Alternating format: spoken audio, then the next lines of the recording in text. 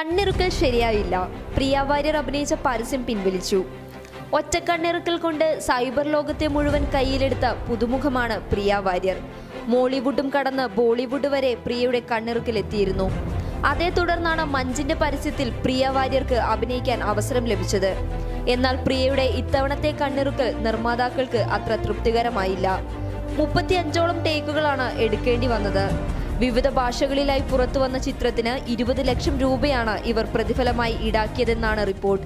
എന്നാൽ പ്രിയ പ്രതീക്ഷയ്ക്കൊത്ത് ഉയരാതിരുന്നതാണ് നിർമ്മാതാക്കളെ നിരാശയിലാക്കിയത്. ഒരു അഡാർ ലവ് എന്ന പുറത്തിറങ്ങാനിരിക്കുന്ന ചിത്രത്തിലെ മാണിക്യ മലരായ പൂവി എന്ന ഗാനരംഗത്തിലെ ഒരു കണ്ണിറക്കലിലൂടെയാണ് പ്രിയ പ്രശസ്തയാകുന്നത്.